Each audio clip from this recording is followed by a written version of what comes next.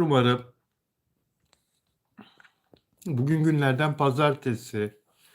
Ne konuşacağız? Magazin dünyasında yaşanan en son gelişmeleri, en çarpıcı haberleri konuşalım, olur mu? Mert Ramazan Demir'le ilgili de benim de merak ettiğim, sizlerin ne düşündüğünü merak ettiğim bazı ayrıntılar var. Onları konuşalım ve diğer ünlüleri konuşalım. Bu arada bir ihanet haberi geldi. Ben inanmak istemiyorum. Bu konuda bir delil var mı? Bir kanıt var mı? Delil olmadan, kanıt olmadan hiç kimse kimsenin hakkında böyle ileri geri konuşamaz, konuşmamalı. Bu konuyu da sizlerle birlikte değerlendirelim istiyorum. Sevgili Onur Akay'dan haber var. Sevgili Onur Akay, biliyorsunuz bir pitbull köpeği saldırmıştı Onur Akay'a. Kendisinin küçük köpeğini Leo'yu, benim de çok sevdiğim Leo'yu gezdirirken Onur Akay'a saldırmıştı bir pitbull köpeği ve Onur Akay yaralanmıştı. Onur Akay'la biraz önce konuştum. Gülsen nasılsın? Gülsen Guliyeva. Nurhayat nasılsın? İyi misin? Hoş bulduk. Nurhayat hoş bulduk. Gülseren saygılarımla diyor. Peki benden de sana saygı, sevgi. Esma, Karina nasılsınız arkadaşlar? Herkes iyi mi? Servin neredesin sen? Servin ısındı mı havalar Adana'da? Kısa kollularla dolaşmaya başladı mı çocuklar? Marta Gomez nasılsın? Simon Inlet merhaba.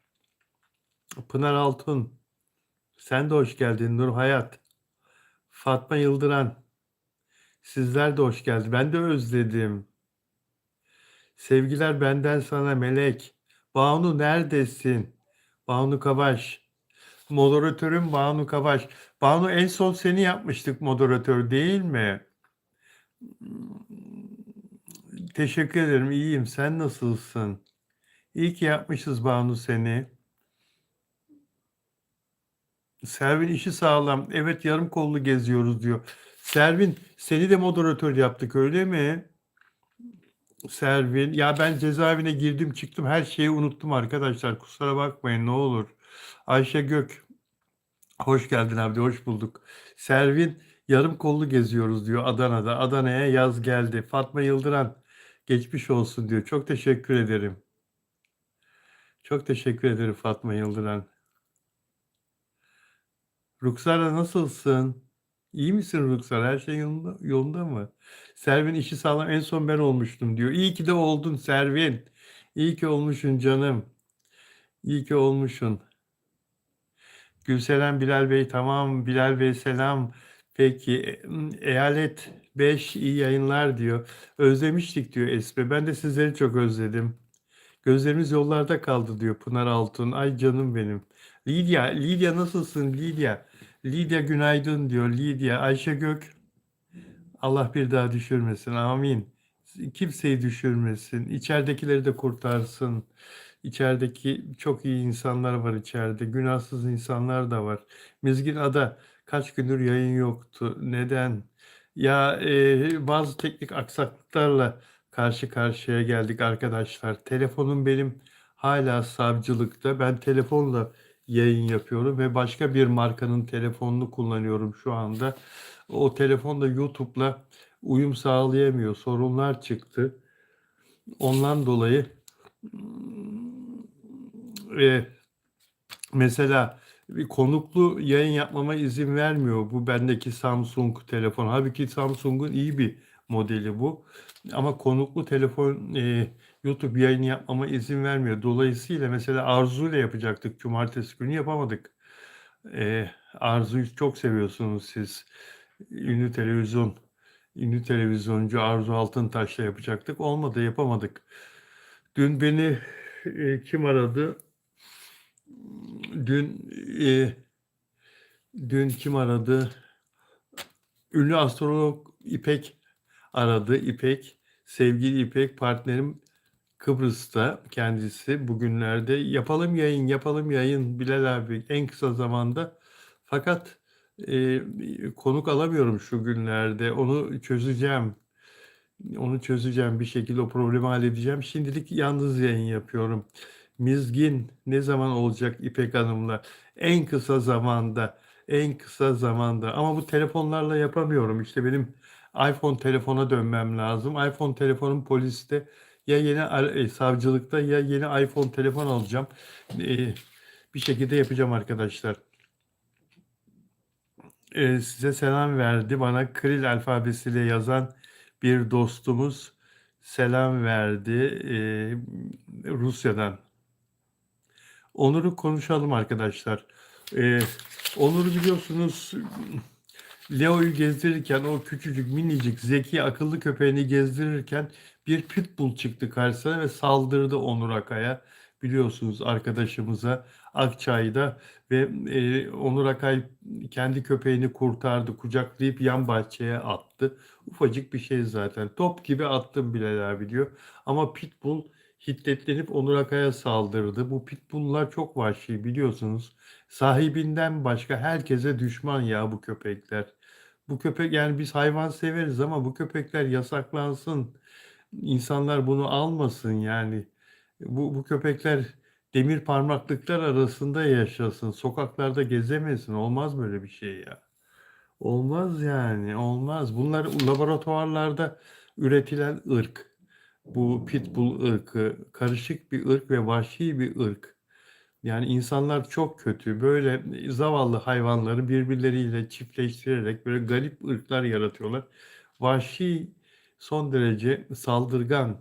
Başka hayvanlara acımıyor bunlar. Başka kedilere, köpeklere saldırıyorlar, direkt saldırıyorlar. Ve Onur Akay da kendi köpeğini kurtardığı için ondan kızıp Onur Akay'a saldırıyor. Burnunu ısırıyor. Dudağı yarılıyor Onur'un. Biliyorsunuz işte hikayeyi. 3-4 gün oldu. Ee, Sonra Onur Akay ambulansla hastaneye götürülüyor. Ambulansla hastaneye götürülüyor. Ve 9 dikiş atılıyor burnuna ama burnundan 2 santim kopuyor. Dudağında 4 dikiş atılıyor. Olacak şey değil. Sonra taburcu edilip eve geliyor. Evde tekrar kanama oluyor. Tansiyonu fırlamış, burnu kanıyor. Yeniden hastaneye kaldırılıyor. Yani adamcağız çok büyük bir acı içinde. Kolay değil arkadaşlar. İnsan böyle şeyi ancak yaşayınca bilir. Bu arada kendisine tetanos iğnesi yapılıyor. Kuduz aşısına başlanıyor. Kuduz aşısına. Hayvan ya hastaysa ya kuduzsa, Allah korusun. Yani Onur Akay büyük acılar çekiyor ve o burnundaki dikişler tutmuyor. O kopan parça yerine dikilse de olmuyor. Ee, Büyük bir çile tabii. Düşünsenize, ağrılar, acılar. Allah kimseye yaşatmasın. Onur Akay'la 2-3 kere konuştuk. En son konuşmamızda yakında ameliyat olacağım abi demişti. Vücudumun başka bir yerinden doku alacaklar. O burnumu dikecekler, kopan parçayı dikecekler demişti. Bugün ameliyat olmuş, öğrendim. Yoğun bakımdan çıkmış. Biraz evvel aradım kendisini, Onur Akay'ı. Konuştuk. İyiydi, gayet iyiydi. Sizlere çok selam var arkadaşlar, Onur Akay'ın. Çok selamı var. Bu arada beğen yaparsanız, yayınla ilgili beğen yaparsanız, benim yeniden dönmem hoşunuza gittiyse, birlikte tekrar yayınlara başlamamızı memnuniyetle karşılıyorsanız beğen yapmanızı isterim. Abone olmayan arkadaşlar abone olsun lütfen. Ben yayın yapmadığım zaman bazı dostlar, bazı arkadaşlar bırakmışlar, terk etmişler, abonelikten çıkmışlar. Canları sağ olsun. Belki de hiç geri gelmeyeceğimi zannettiler. Olur mu öyle şey?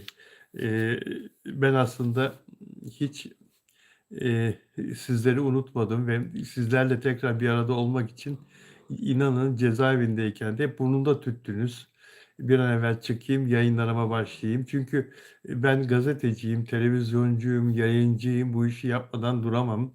Hiçbir şekilde yapmadan duramam. Ben her zaman dostlarıma, arkadaşlarıma, soranlara söylediğim bir şey var. Ya Bilal abi, artık emekli ol. Emekliliği yaşa. Dinlen, çalışma dedikleri zaman ben mezara kadar gazeteciyim diyorum. Hakikaten Allah sağlık verdikçe, sağlığım yerinde oldukça işimi yapmaya devam edeceğim arkadaşlar. Çünkü bu işi çok severek yapıyorum ve, bu işi hakikaten mesleğim olarak, gerçekten mesleğim olarak görüyorum. Sizlerle sohbet etmeyi, sizlere bir şeyler anlatmayı, eee, çok seviyorum ve o yüzden her gün yayın saatini iple çekiyorum.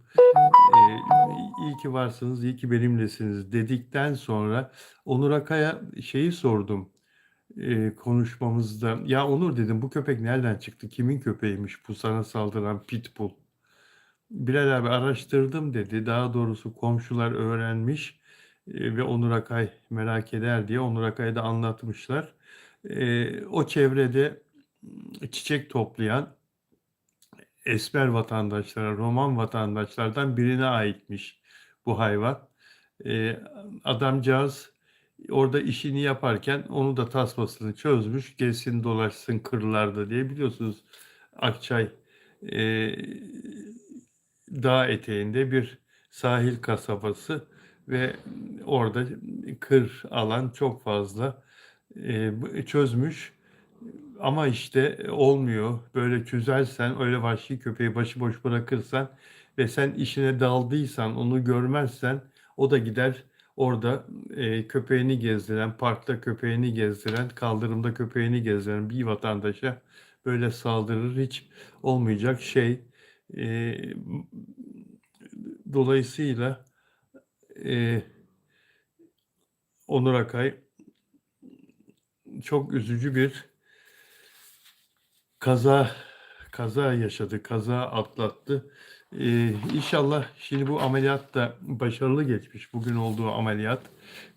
Burnunun biraz yaranın, kopan yerin biraz ilerisinden kaydırma yöntemiyle alınan bir doku, doktorların söylemesi, kaydırma yöntemiyle alınan bir doku, o yaralı kısma monte edilmiş, orası onarılmış ve, kısa süre içinde herhalde bir iki hafta içinde de, yaranın artık iyice iyileşme yoluna gireceği söylemiş kendisine. Yaralar iyileşir, elbette iyileşir. Burnu estetikle eğer bir iz kalırsa estetikle, estetik operasyonlarla, Onur Akay'ın düzeltilir. Eee, Bunlar halledilir. Ancak benim söyleyeceğim başka bir şey var. Ya orada bir çocuk geçiyor olsaydı, ya bir küçük çocuğa saldırsaydı, onu parçalasaydı, öldürseydi, yani çünkü bu hayvanlar, bu vahşi hayvanlar ki bunlar çok vahşi pitbull'lar, kurbanı olarak seçtiği hayvanın ya da insanın direkt boğazına saldırıyorlar arkadaşlar. Boğazını dişlemeye çalışıyorlar. Direkt o yavru köpeklerin hemen boğazına yapışıp öldürüyorlar. Bir çocuğa saldırsaydı, bir boğazına saldırsaydı Allah korusun. Çok tehlikeli.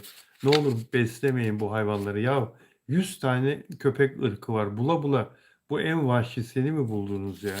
Olacak şey değil. Onur Akay'ın hepinize çok selamı var. Sanatçı dostları Onur Akay'ı yalnız bırakmadılar. Bülent Ersoy aramış, Seda Sayan aramış, Afra Saraçoğlu aramış. Pek çok isim saydı.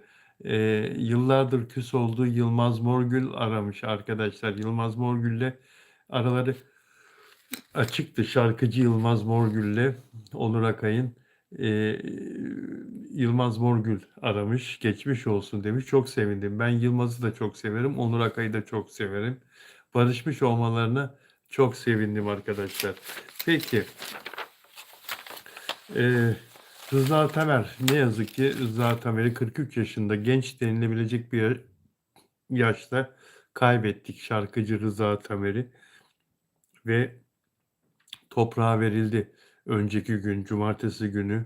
Eee, Vefat ettiği Bodrum'a yakın Marmaris'in hemen bitişiğindeki Akyaka, dünyalar güzeli, Akyaka beldesinde doğa güzelliğiyle yerli yabancı pek çok turistin çok sevdiği bir sahil kasabası olan Akyaka'da toprağa verildi. Rıza Tamer.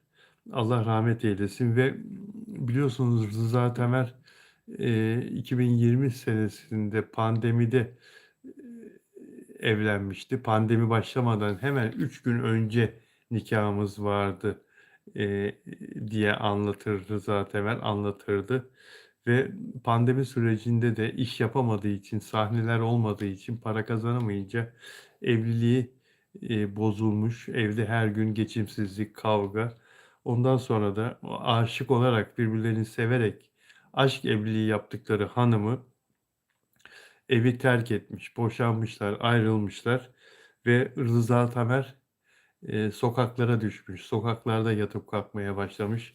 Çevresinde hiçbir dostu ona sahip çıkmamış, destek olmamış. Aile fertleri de öyle.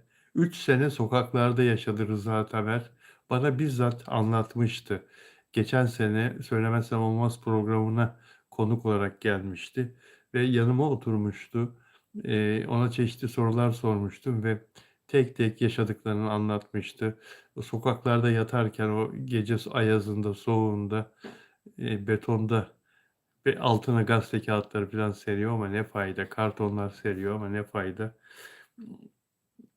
Organlarını üşüttüğünü, böbreklerinden birinin iflas ettiğini anlatmıştı ve pek çok hastalığa yakalandığını anlatmıştı. Çok güzel sesi var, çok güzel şarkıları vardı. Şöhreti kucakladı. Ancak, "Ben ölürüm, ne zaman ölürüm de bilmem.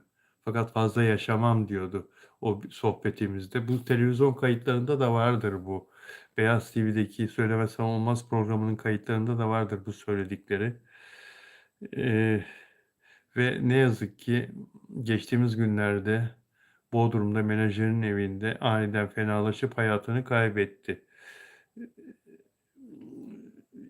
Ve cenaze törenine boşandığı eşi geldi dostlar, biliyor musunuz? O boşandığı eşi onun yüzünden, ondan ayrıldıktan sonra perişan olup hastalandığı, sokaklarda 3 sene berduşlar gibi yaşadığı o evlilikten sonra o eşi evlenmişti. Varlıklı bir insanla evlenmiş arkadaşlar. Ancak Rıza Tamer hiç ah etmedi, biliyor musunuz? İyi olsun, mutlu olsun diyordu. Bana da öyle söylemişti.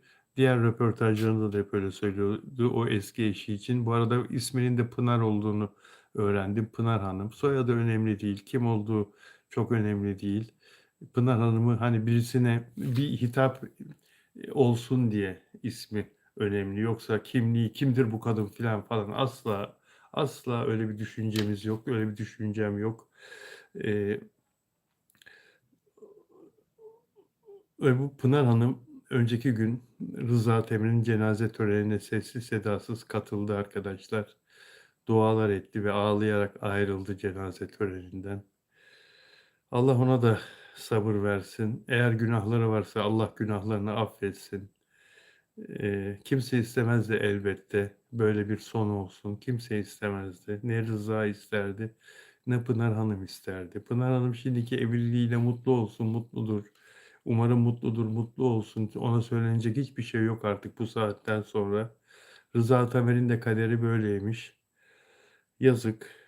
Şarkıları yaşar, ümit ederim. Şarkıları yaşar dedim de çok güzel şarkıları var tabii. Teoman, şarkıcı Teoman bir şey paylaştı Rıza Tamer'le ilgili. Eee, ses kaydını paylaştı. Rıza Tamer'i arıyor Teoman, şarkıcı Teoman. Daha doğrusu aramıyor. Şarkıcı Teoman rock şarkıcısı. Yurt dışından bizi izleyenler için söylüyorum. Çok sevilen 52-53 yaşında rock müzik şarkıcısı. Aynı zamanda pop rock tarzı şarkıları var. Çok sevilen. Ben de çok seviyorum. Hem insan olarak hem tarzını hem şarkılarını çok seviyorum Teoman'ın.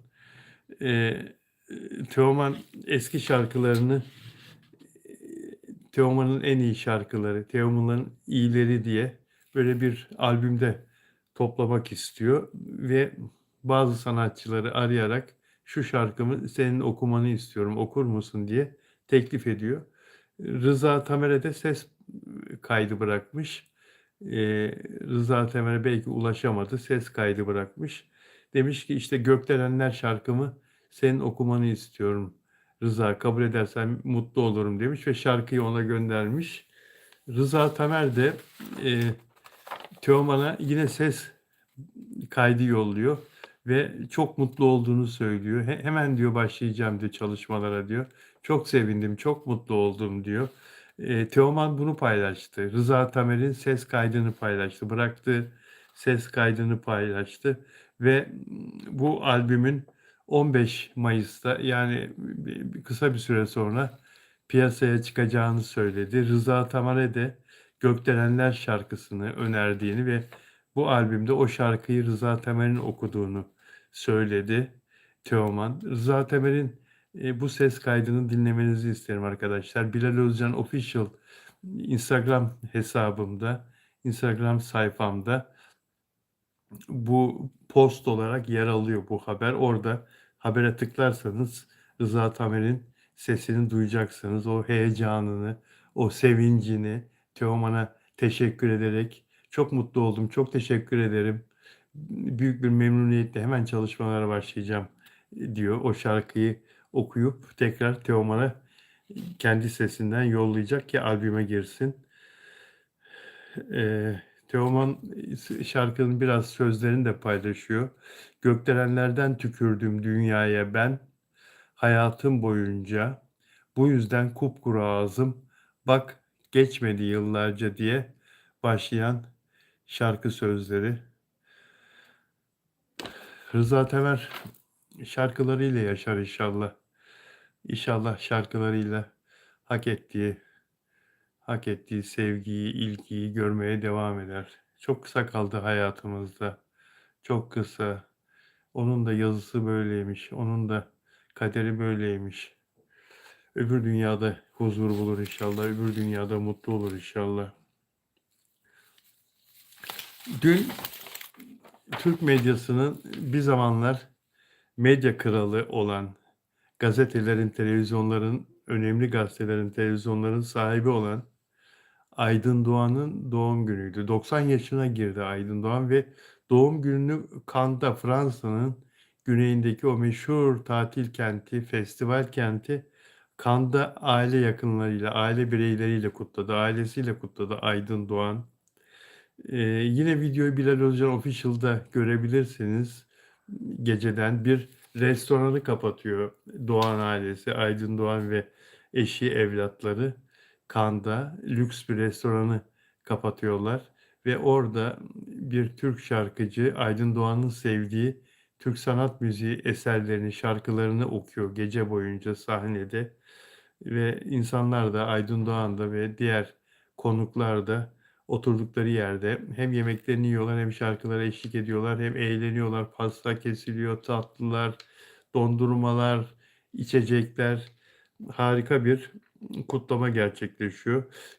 Hangi gazetelerin sahibiydi? Hürriyet'in sahibiydi. Türkiye'nin en büyük gazetesiydi. Milliyet'in sahibiydi. Kanal D ve Star televizyonları, CNN Türk Televizyonu, Dream TV, Dream Türk TV, Euro D, D-Smart platformu, Karton Network, Doğan Haber Ajansı'nın sahibiydi. Eee, Doğan burada dergi grubunda 15 tane Türkiye'nin en önemli dergilerinin sahibiydi. Ve sonra bütün bunları sattı.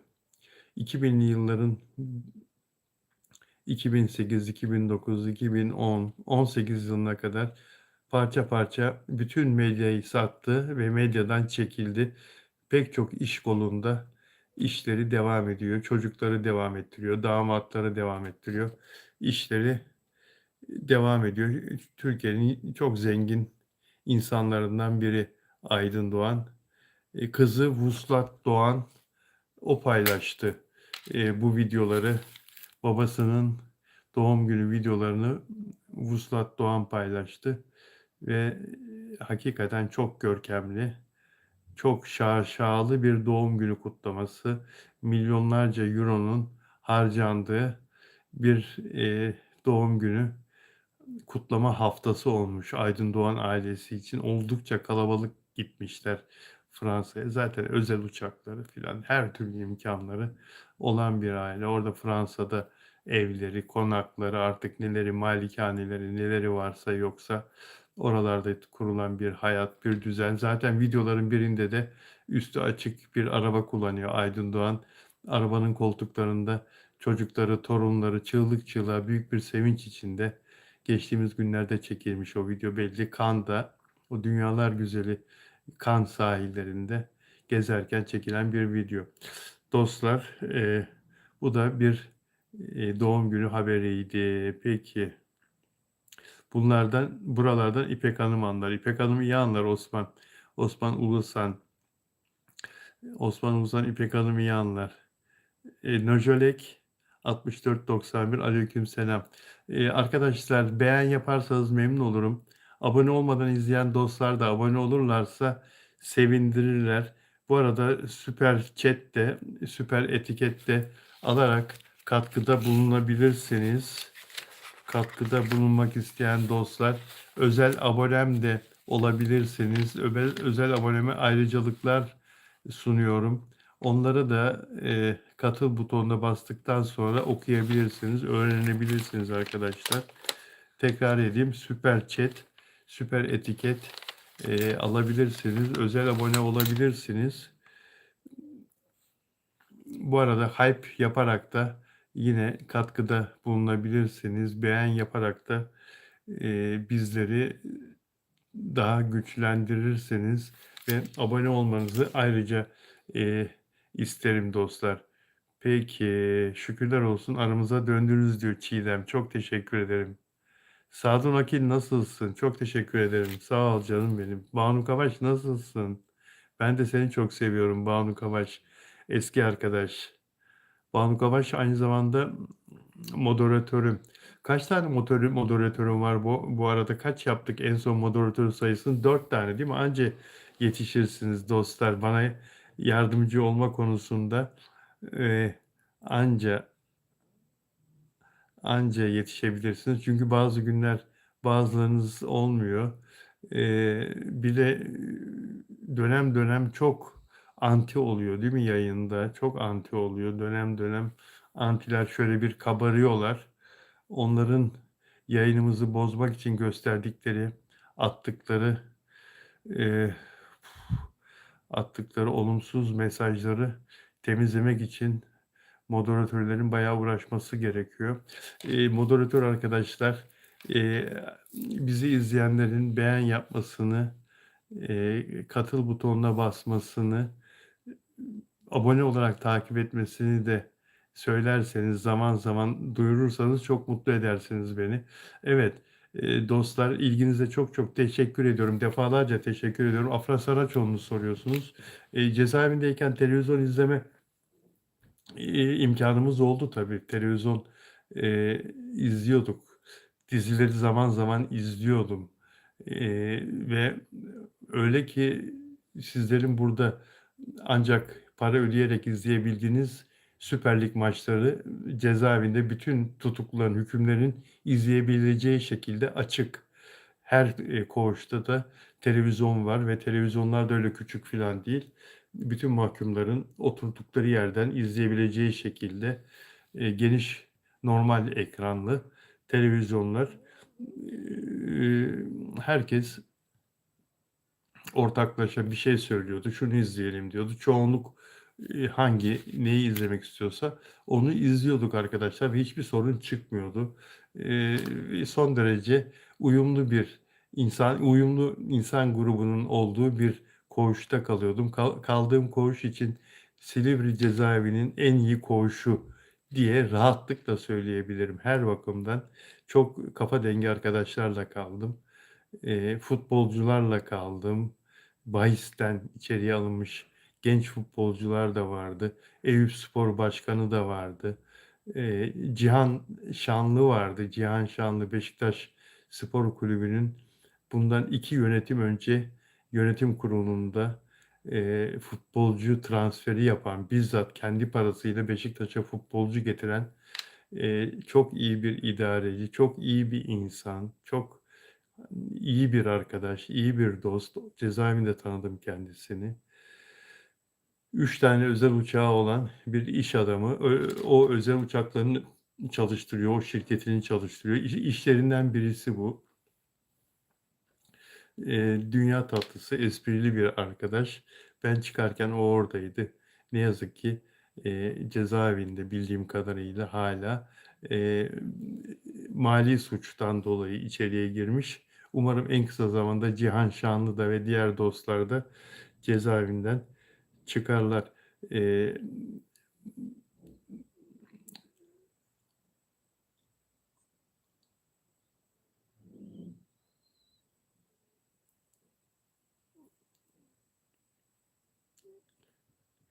evet, soru sorarken kibar olan, doğru dürüst sorulması gerektiği gibi soran arkadaşların sorularını tabii ki her zaman hemen yanıt veririm arkadaşlar. Gözüme çarptığı an yanıt veririm. Eee, Bir insanla konuşur gibi, lafı dolandırmadan, hakaret etmeden, eee, kibarlığı elden bırakmadan, ben beyefendiyim ve karşımda da beyefendi görmek isterim. Bana dayıcım bırak goygoyu, sen niye içeri girdin diye sorarsan hiçbir zaman benden cevap alamazsın. Hatta ben senin burada yayında kalmanı da istemem, arzu etmem. Benim arkadaşlarımın hepsi nazik, kibar, hanımefendi, beyefendi insanlar. Benim de konuştuğum, görüştüğüm, yayın yaptığım insanların beyefendi, hanımefendi olmasını isterim. Öyle art niyetli, dalga geçmek için buraya gelmiş, tesadüfen buraya uğramış, şuna bir takılayım, bir laf atayım filan diye düşünen insanların benim yayınımda işi olmasın. Hemen gitsinler. Hemen gitsinler. Mert ve Afra'yı konuşacağım arkadaşlar.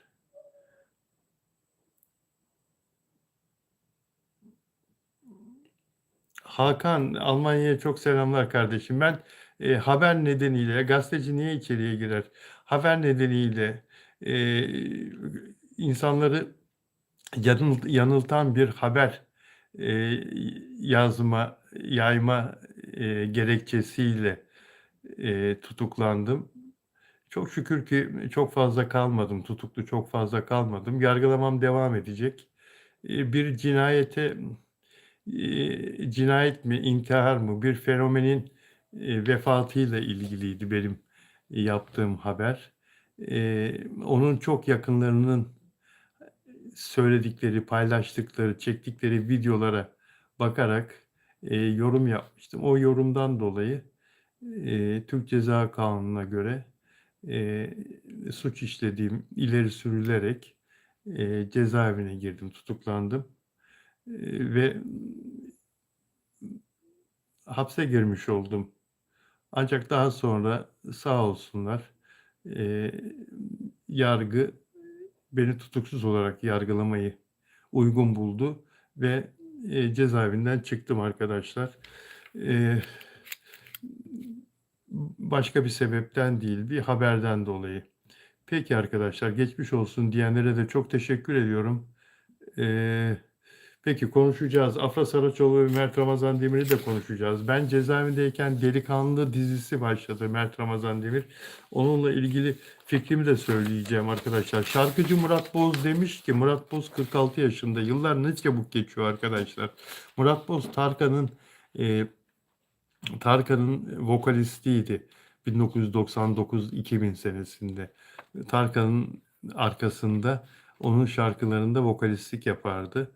Eee, Sonra kendi yoluna gitti ve bazı güzel şarkılar çıkardı. Ünlü oldu. Genç kızlar çok sevdi. Hala çok seviyorlar Murat Boz'u. Zaman zaman müzikte çalışmaları yavaşlasa da televizyona, işte diziye, filme ağırlık verse de aslında iyi bir şarkıcı, iyi bir müzik insanı ve şarkılarıyla da yeni şarkıları da yeni şarkılar çıkardıkça da kendisini yeniliyor. Murat Boz abur cubur yemediğini söylüyor. Sağlıklı, fit bir duruşu var, fit bir görünümü var Murat Boz'un. Bunu neye borçlusunuz diye sordukları zaman abur cubur yemediğini söylüyor. Yağlı yemem diyor, şekerli yememeye çalışıyorum. 2-3 haftada bir kendimi şımartırım. Ya ben de şekerli yememeye çalışıyorum ama arkadaşlar ya bir yere gidiyorsun, misafirliğe gidiyorsun. 2 dilim baklava getiriyorlar. Ya nasıl reddedersin? Zaten haftalardır, bazen aylardır tatlı yemiyorum. Ben de işte Murat Boz gibi yememeye çalışıyorum. Murat Boz hafta 2-3 haftada bir kendimi şımartırım diyor. Ben de işte 2-3 ayda bir böyle ikram olunca bir dilim pasta getiriyorlar mesela. Bir doğum gününe gidiyorsun. Nasıl hayır diyeceksin ki? O kadar güzel yapıyorlar ki şimdi artık gittikçe son zamanlarda o çikolatalı pastanın içine eee, şan fıstığını koyuyorlar ya bir de bolca koyuyorlar. Ağzının içinde ne güzel eriyor değil mi arkadaşlar? Bir de o çilekli pastalar filan. Harika oluyor. Eee, Sağlık kontrollerimiz düzenli yapılıyor diyor Murat Boz. Spor da devam ediyor diyor. Sportmen bir çocuk. Kardiyo yaparım. Sabahları bol su içerim diyor. Bol su içmek önemli. Her gün yaklaşık 30 dakika yürürüm diyor. İnşallah bunların hepsini bir arada yapabiliyorsundur Murat. Yani zor ya bu disipline alışmak, hakikaten tutturmak ve devamlı yapabilmek öyle değil mi? Zor. Sizler kendinize iyi bakabiliyor musunuz? Sağlıklı bakabiliyor musunuz arkadaşlar? Sağlığınıza dikkat edebiliyor musunuz? Mesela e, size zarar verecek yemeklerden ama çok lezzetli olan fakat yediğin zaman kilo aldırabilir. Yediğin zaman şekerli gıdadır o. Mesela vücuduna şeker depolanması olabilir. Böyle gıdalardan, böyle yiyeceklerden her zaman uzak durmak mümkün oluyor mu sizin için? Ha, sorguluyor musunuz kendinizi? Bol bol su içmek lazım. Ne kadar su içiyorsun diye sorarlar röportajda ünlü birisine mesela. Günde ideali 3 litredir, 2,5 litredir ya idealine yakın söyler. 2-2,5 litre içiyorum her gün der. Ya ben zannetmiyorum her gün 2-2,5 litre içtiğini. Ben de insanım, ben de yani onun gibiyim, o da benim gibi. Ben niye 1 litrede kalıyorum mesela? 1 litreden fazlasını içmek içimden gelmiyor. İçemiyorum, vücudum almıyor, istemiyor. İstemiyor, zor geliyor. Ama röportajlarda ünlülere sordukları zaman 2-2,5 litre. Bazısı diyor ki 3 litre içerim mutlaka her gün. Ya inanmıyorum ya size ya, inanmıyorum ya. Zor ya. Benim bir antrenörüm vardı. Ben yürüyüş yaparak, her gün yürüyüş yaparak 18 kilo vermiştim ve beni bir antrenör çalıştırıyordu her sabah. Kızım bulmuştu. Kızım buldu. Hatta parasını da kızım ödedi antrenöre. Baba dedi, zayıflayacaksın dedi. Bak dedi, kendi cebimden sana hoca tutacağım. Çünkü sen yaparım dersin, yapmazsın dedi. Her gün sahilde dedi, İstanbul'da Caddebostan sahilinde bu antrenör seni yürütecek, seninle sohbet edecek, yürütecek. Sana dedi hareketler yap, spor hareketleri, jimnastik hareketleri yaptıracak. Zayıflayacaksın. Hastalanmandan korkuyorum baba dedi. Ya kızım dedim zahmet etme girme bu masrafa filan ben zaten zayıflarım diyet yaparım. Hayır dedi. Antrenörünü de ben tutacağım ve bana rapor verecek dedi. Antrenörden rapor. Peki kızım madem öyle hakikaten tuttuğu antrenör öyle bir disiplinliydi ki o da bir genç hanımdı kızım yaşlarında. Üniversitede beden eğitimi spor akademisi evet spor akademisi okumuş. Mezun olmuş yeni mezun. Disiplinli asla taviz vermez. Yürüyün Bilal Bey. Şu filmi izlediniz mi? Hayır Bilal Bey, film konuşmanın sırası değil. Lütfen konsantre olun, yürüyün. Ondan sonra ve çok güzel kilo verdim onunla çalışarak. 18 kilo vermiştim. E, Ayda 4 kilo, 5 kilo vermiştim. İşte 3-4 ayda gitti kilolar ve çok mutlu olmuştu kızım. Başarmıştım. Başında sana seni disipline eden birisi olursa daha kolay zayıflayabilirsin. Ama tek başına biraz insan e, erteleyebiliyor bazı şeyleri değil mi? Biraz dağınık olabiliyor insanlar. Kızımın bana yaptığı çok sayıda güzellikten biriydi. E, Bu şekilde yardımcı olması. Peki, şimdi hangi konuya geçelim? Mahsun Kırmızıgül'ü sever misiniz? Ben çok severim. Benim iyi arkadaşım. Cezaevinden çıktığım zaman da beni arayan sanatçılardan biriydi Mahsun Kırmızıgül. Hatta ilk arayandı. Cezaevindeyken de, cezaevine girince de eşimi arayanlar epey oldu. Olmuş daha doğrusu, bana anlatıyor eşim. Mahsun Kırmızıgül de ben cezaevinden çıktıktan sonra aradı. "Bilal abi" dedi ya. "Çok üzüldüm Bilal abi" dedi. "Allah razı olsun Mahsun Kırmızıgül'den." "Sağ ol Mahsun'cum" dedim. "Böyle bir şey geldi başımıza, yaşadık. Bilal abi Allah yaşatmasın" dedi. "Dikkatli ol bundan sonra" dedi. "Teşekkür ederim Mahsun" dedim. Sağ ol kardeşim dedim. Biz Mahsun'la 1992 yılından beri tanışırız arkadaşlar. 34-35 sene oldu. O zamandan beri sağ olsun zaman zaman beni ziyaret ederdi, çalıştığım gazetede, televizyonda, kurumlarda. Çok güzel eserler yarattı Mahsun Kırmızıgül. Hem müzikte hem sinemada, yönetmen olarak da, oyuncu olarak da, yorumcu olarak da, besteci olarak da. Zaten onun konservatuar bilgisi, yani müthiş bir şey. Müzik üzerine bilgisi Mahsun Kırmızıgül'ün. Eğitimi ve bilgisi, daha sonra kendisini konservatuvardan sonra da müthiş geliştirdi. Sürekli geliştirdi. Pek çok enstrüman çalabiliyor Mahsun Kırmızıgül. Ve mesela bir sinema filmi yaptığı zaman gidiyor dünyanın en ünlü e, senfoni orkestrasına sinema filminin müziklerini çaldırıyor arkadaşlar. Böyle de bu işin çılgını, bu işe kendisini adamış bir insan. Gidiyor Çekoslovakya'da Prag Senfoni Orkestrası'yla mesela çalışıyor. Onlara parasını veriyor. Ondan sonra yaptığı sinema filminin müziğini, sahnelerde altta geçecek olan müziği onlara çaldırıyor. Onlarla birlikte üretiyor, besteliyor ve çaldırıyor. Böyle de kendini, aynı şey Londra'da da yaptı. Londra'da da bir senfoni orkestrası, mesela bir başka filminin müziklerini çaldırmıştı Mahsun Kırmızıgül. Gerçekten bir sanat adamı Mahsun. Kendisini çok severim. Hep doğru yürüdü.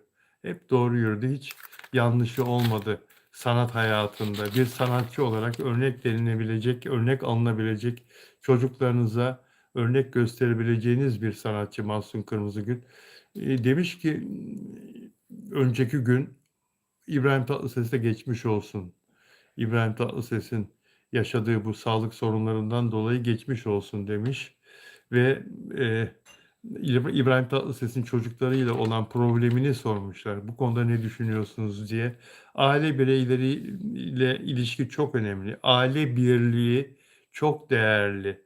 Benim aile fertlerimi hiç gördünüz mü televizyonlarda, medyada, basında demiş Mahsun Kırmızıgül. Hakikaten hiç görmedik. 34-35 senedir zirvede Mahsun Kırmızıgül. Hiçbir aile ferdinin bir polemiğini, bir kavgasını, bir tartışmasını, Mahsun'a, babasına bir hakaretini, bir söz ettiğini hiç duymadık, hiç görmedik. Yani aile birliği, aile düzeni çok önemli demiş. Hayat çok kısa diyor Mahsun Kırmızıgil. İşte bak, birçok sanatçı dostumuzu, abimizi, ablamızı kaybediyoruz diyor. Yalan mı dostlar? Hakikaten çok doğru söylüyor. Geriye ne kalıyor? Geriye ne kalıyor diyor. Paraya, pula tamah etmeyelim diyor. Mutlu olmak kadar güzel bir şey var mı diyor.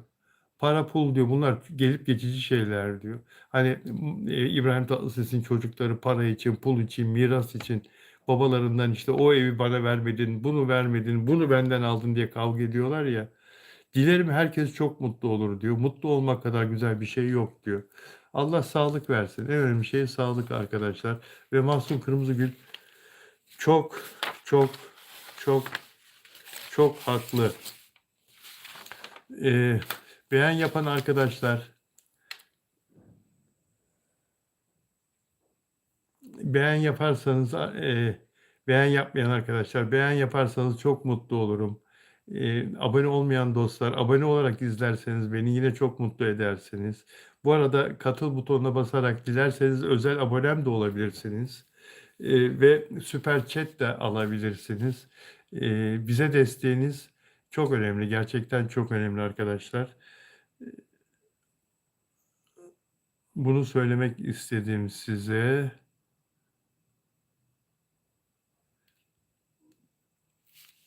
Evet.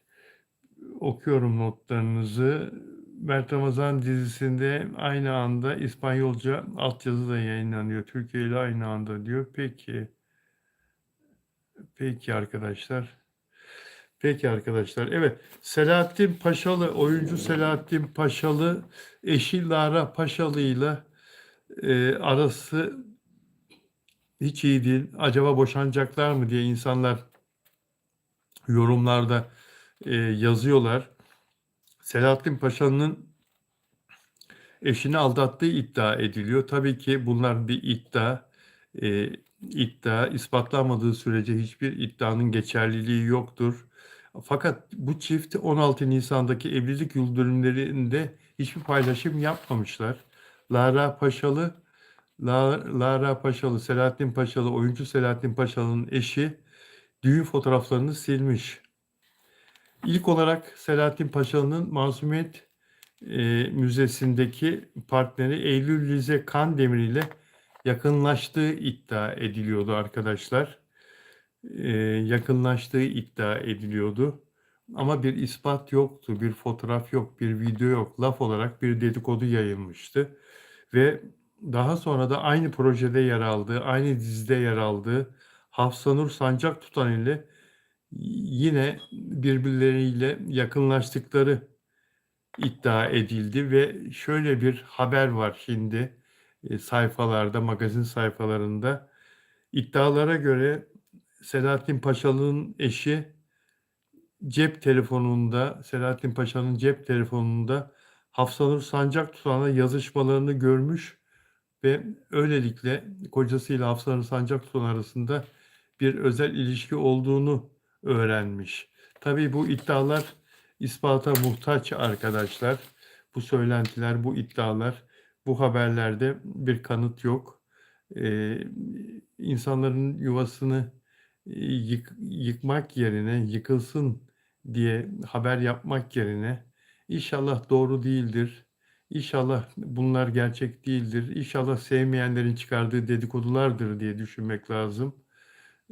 Ben Selahattin Paşalı ile eşini birbirlerine çok yakıştırmıştım evlenirken de ve hep mutlu olmalarını dilemiştim.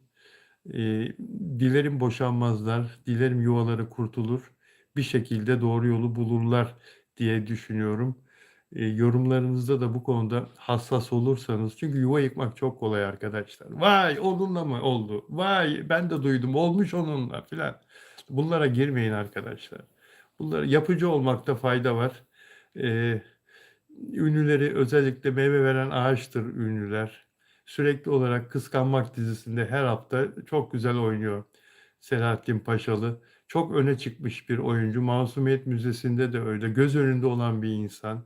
Çekemeyenler de çok, aleyhinde yazanlar da çok olacaktır. Rakiplerinin menajerleri de bazı haberleri yaptırıyor olabilir. Dilerim, dilerim yuvaları yıkılmaz arkadaşlar. Evet, ben cezaevindeyken Delikanlı dizisi başladı. Delikanlı dizisini e, Mert Ramazan Demir'in oyunculuğunu çok beğeniyorum ve yine çok beğendim arkadaşlar. Mert Ramazan Demir Fakir'i de çok güzel oynuyor. Taksi şoförünü de çok güzel oynadı. Fakir'i de çok güzel oynuyor. Çocuğa her türlü rol yakışıyor.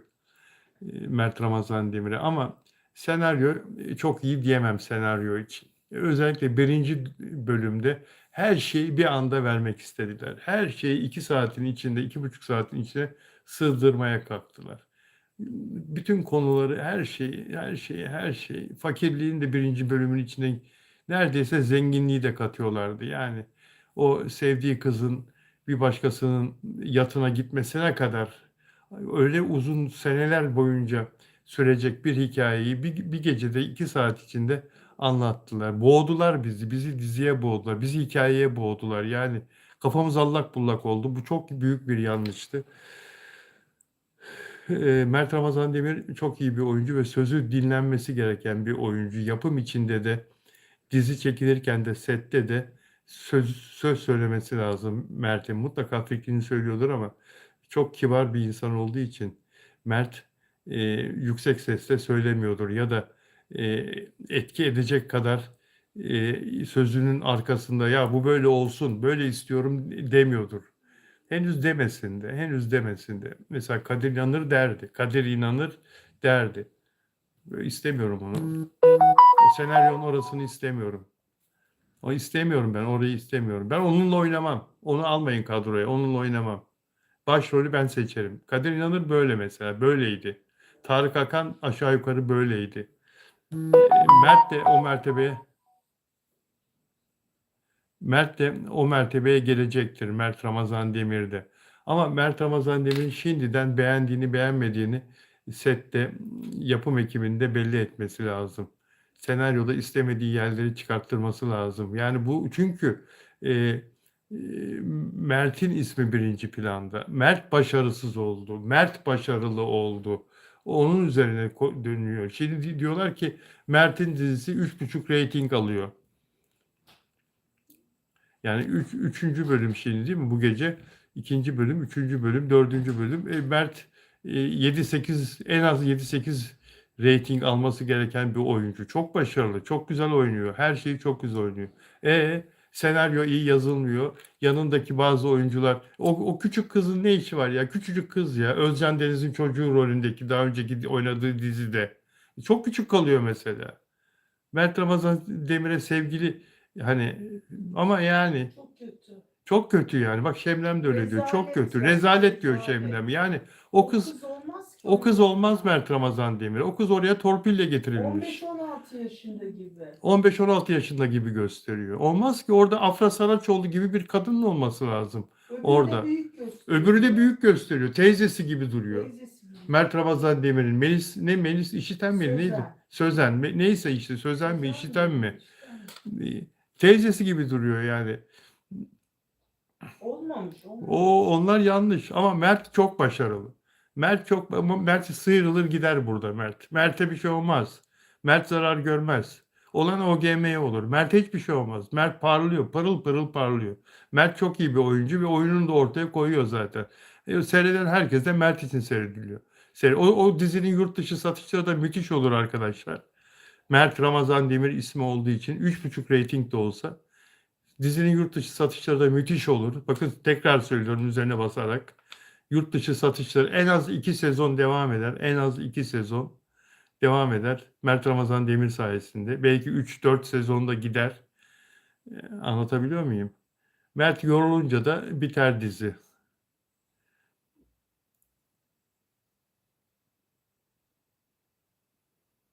Evet, Mert Ramazan Demir'i izledim. Mert Ramazan Demir'le ilgili aslında bazı daha detaylara gireceğim ama arkadaşlar bugünkü yayın böyle olsun. Hiç kimse benim kadar uzun yayın yapmıyor. Dikkat ediyorum.